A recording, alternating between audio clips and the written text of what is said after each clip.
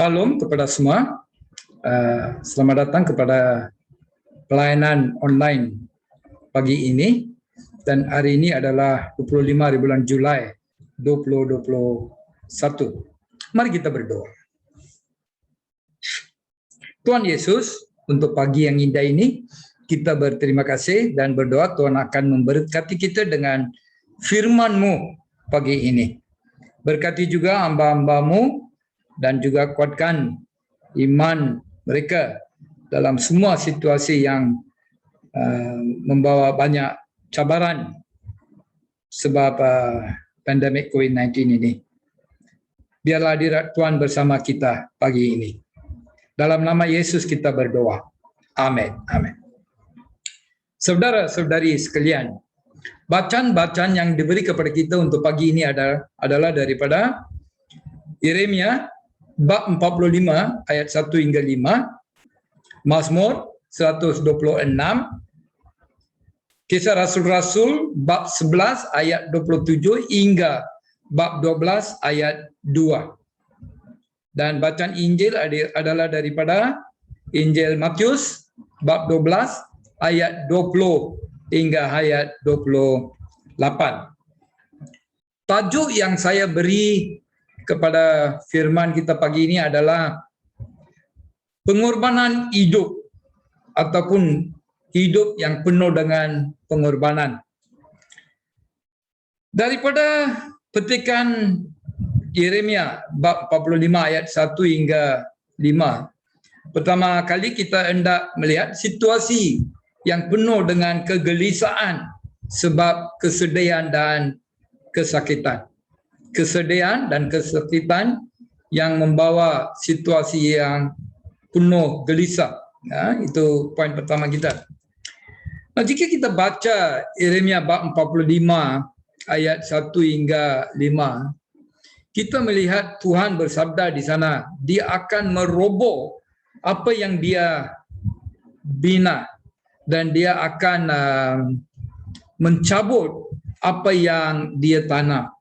Meroboh apa yang dibina dan mencabut apa yang ditanam merupakan situasi yang susah yang akan membawa banyak pengorbanan ataupun kekecewaan kepada umat pada masa itu, zaman itu.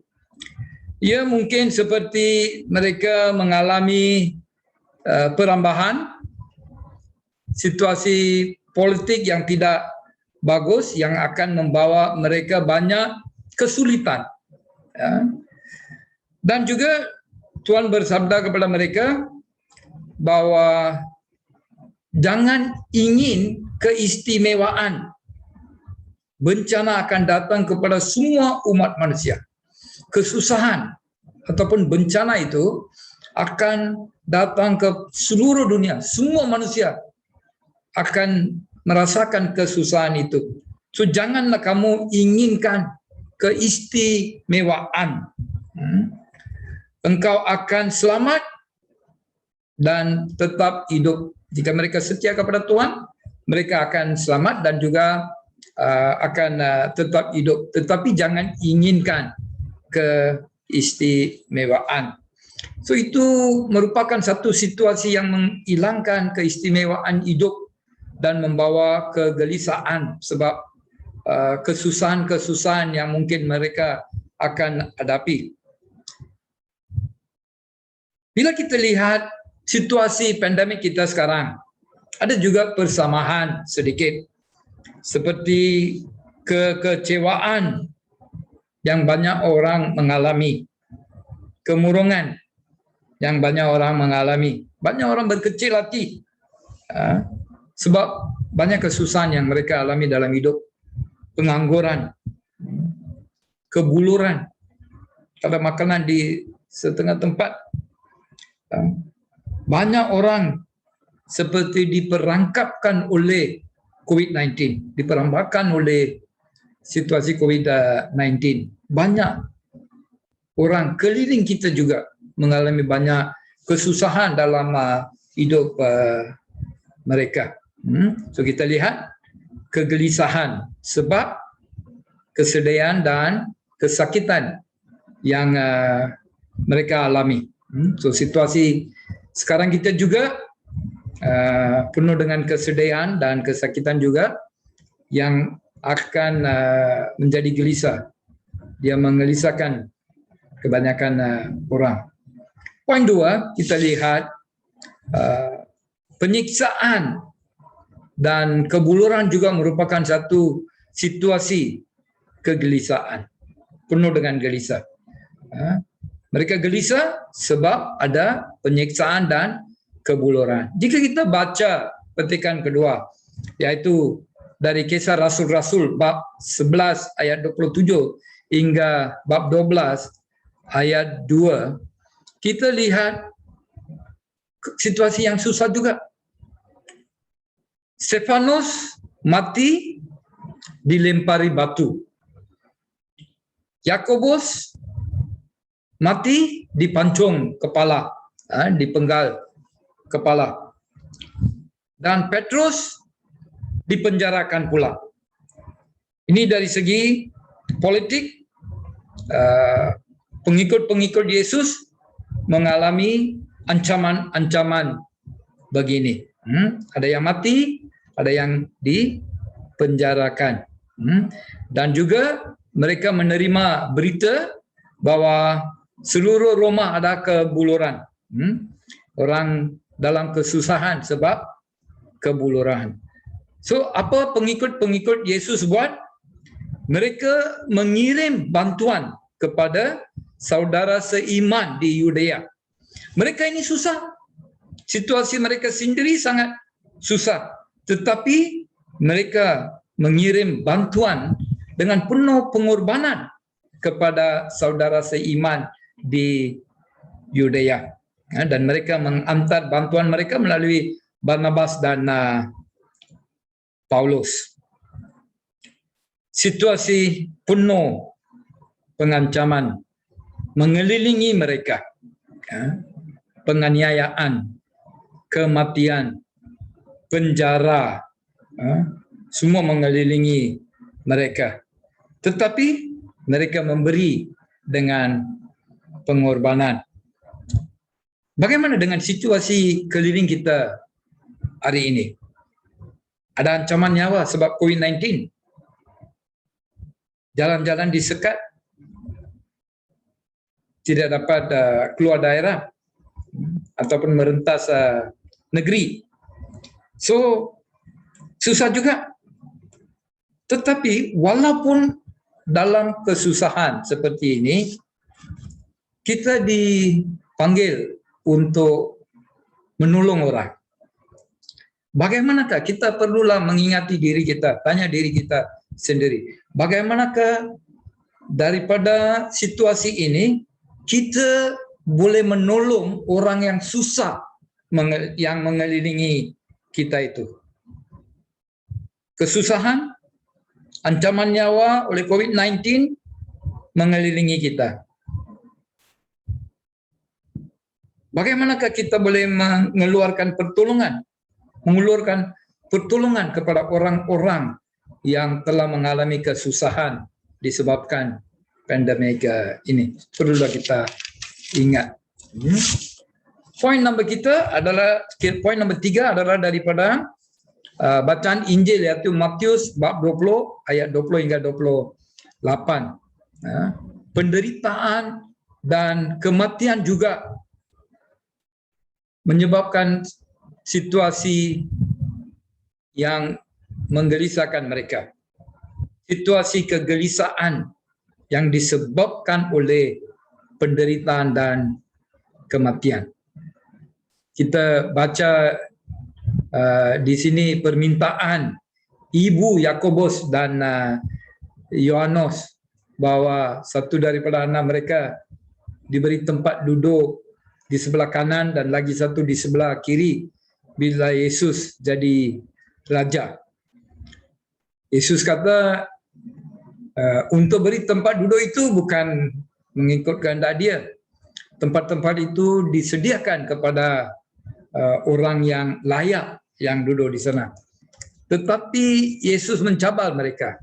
Adakah mereka sanggup minum cawan penderitaan yang dia akan minum? Ataupun sanggupkah mereka mengalami kehidupan yang penuh dengan kesiksaan, kesusahan? Yesus diingatkan bagaimana dia akan disalibkan. Sangat berbahaya. Mengancam hidup mereka. Bolehkah mereka minum cawan penderitaan ini? Dan Yesus bercakap kepada mereka, pelayanan kita perlulah dengan pengorbanan. Tuhan memanggil kita untuk memberi pelayanan, bukan untuk menerima pelayanan. Kita adalah pelayan-pelayan Tuhan yang dipanggil untuk melayan Tuhan dan umatnya, bukan untuk menerima pelayanan. Yesus pun kata begitu. Dia datang untuk melayan orang, bukan untuk dilayani oleh orang lain.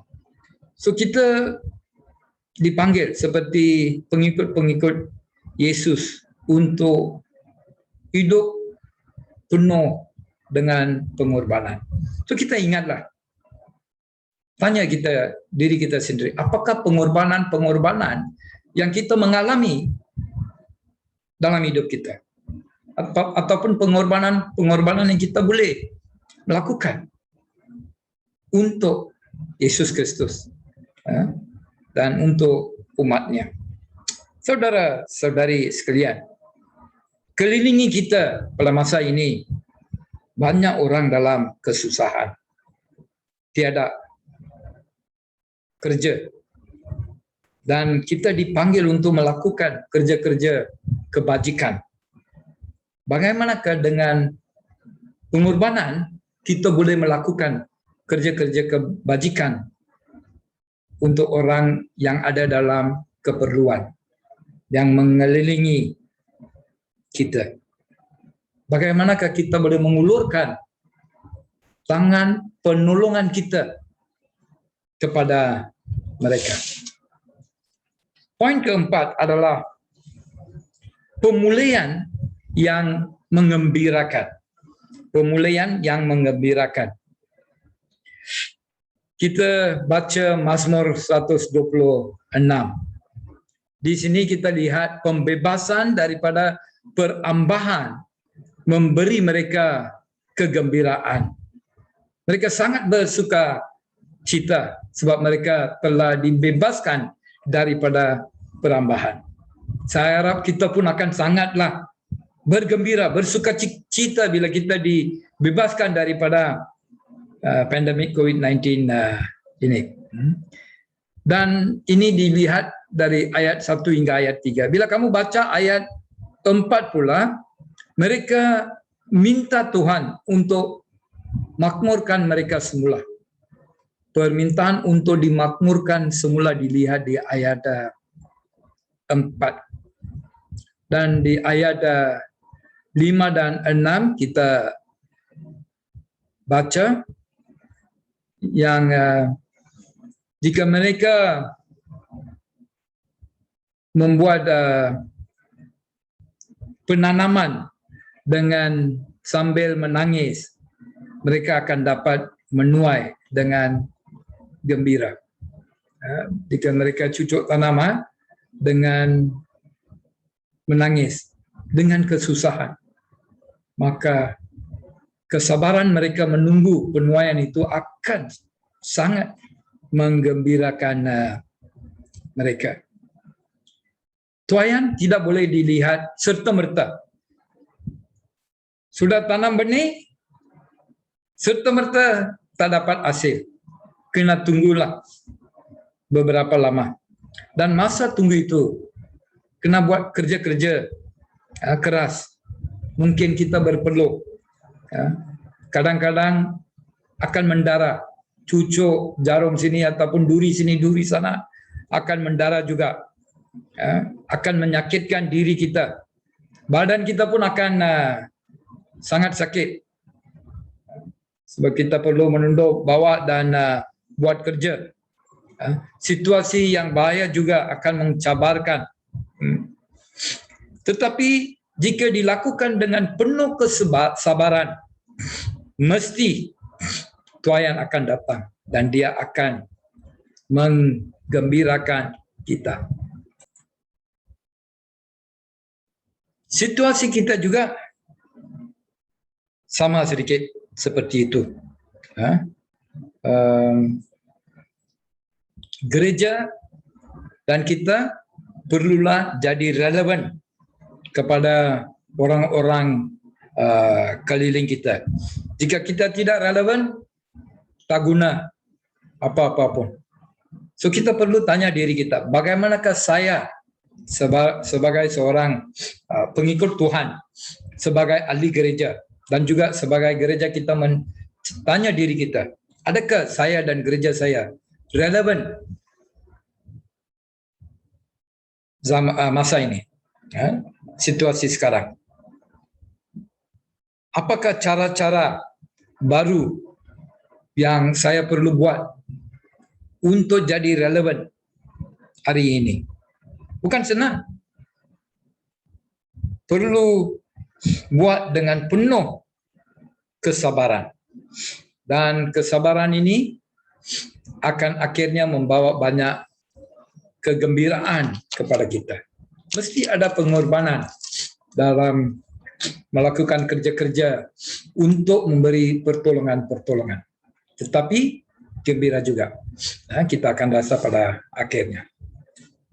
Sebagai penutup, saudara-saudari sekalian, kuarantin, kematian yang disebabkan oleh COVID-19, pengasingan-pengasingan, anak-anak tidak boleh kembali, hidup bukan normal, sekarang norma baru pula hidup kita, pakai penutup muka, mengikuti semua SOP, semua norma baru. Pelajaran anak-anak kita juga, mereka mengalami kesusahan, pengangguran yang berlaku. Banyak orang dibuang kerja, tak ada kerja, tak ada gaji, susah, tak dapat makan. Beli barang-barang runcit, tak ada wang. So gaji tak ada, wang tak ada, macam mana nak beli? Banyak lagi kesusahan yang rakyat mengalami kelilingi kita. So kita perlu tanya diri kita, bagaimanakah sebagai seorang individu dan gereja saya dapat menolong ataupun kita dapat menolong orang kelilingi kita dengan penuh pengorbanan. Apakah pengorbanan-pengorbanan yang kita boleh buat untuk menolong? Kita lihat di kisah Rasul-Rasul bab 11 tadi. Mereka susah. Banyak cabaran mereka sendiri alami. Tetapi dalam kesusahan mereka, mereka memberi pemberian yang penuh dengan pengorbanan untuk menolong saudara seiman di Yudea. Bagaimanakah kita akan menolong? Adakah pemberian kita itu dengan pengorbanan? Mungkin kita perlu mengorbankan sesuatu untuk memberi sesuatu. Kadang-kadang kita menangis. Bagaimana dengan saya dan kamu pagi ini? Gereja sudah bermula buat kerja-kerja sosial. Mereka telah memberi banyak keperluan-keperluan runcit dan juga mereka ada rangkaian dengan agensi-agensi lain untuk menolong orang. Barang-barang runcit diberi, pack-pack makanan juga diberi kepada banyak orang, dan juga diosis kita juga telah bermula dan mendorong kita buat Anglican Pantry. Anglican Pantry. Barang-barang runcit, pertolongan kepada orang-orang susah. So kita perlulah tanya diri kita sendiri, bagaimanakah saya dan bagaimanakah kamu dapat memberi pertolongan seperti makanan dan juga keperluan-keperluan runcit kepada orang-orang yang ada dalam kesusahan. Bolehkah kita beri dengan sedikit pengorbanan? Bagaimana? Tetapi walaupun pengorbanan itu merupakan satu perkara yang susah, akhirnya dia akan menggembirakan kita. Situasi semasa sangat susah. Biarlah hidup kita dan pemberian kita penuh dengan pengorbanan untuk menolong orang-orang yang susah dalam situasi ini. Biarlah Tuhan memberkati kamu. Mari kita berdoa. Tuhan Yesus, untuk firman-Mu kepada kita pagi ini, untuk hidup, satu hidup penuh dengan pengorbanan, kita berterima kasih. Tuhan telah memberkati kita. Banyak yang kita telah terima daripada Tuhan. Dan kita boleh mengulurkan pertolongan kepada orang-orang yang ada dalam kesusahan selilingi kita. Kita menolong. Minta Tuhan menguatkan iman kita supaya kita dapat beri dengan pengorbanan untuk memberkati saudara-saudari yang sekarang dalam kesusahan. Dan akhirnya gembira bila situasi mereka itu sudah jadi baik. Berkatilah firman ini, biarlah ia ditanam dalam hidup kita seperti benih yang bagus, yang akan berbuah. Dan kita pun mendengar, bukan sekadar mendengar saja, tetapi akan setia kepada kehendak Tuhan. Berkatilah kita supaya kita dapat hidup satu hidup penuh dengan pengorbanan yang akan menggembirakan bukan saja kita tetapi juga Tuhan. Dalam nama Yesus kita berdoa. Amin. Amin. Doa berkat. Sentosa Allah yang melebihi pengertian manusia memelihara hati dan jiwa kamu di dalam pengetahuan dan kasih Allah. Dan anak Yesus Kristus Tuhan kita. Dan berkat Allah yang Maha Kuasa, Bapa, Anak, dan Roh Kudus berserta dengan kamu dan tinggal serta dengan kamu sampai selama-lamanya. Amin. Tuhan berserta kamu dan juga berserta kamu juga.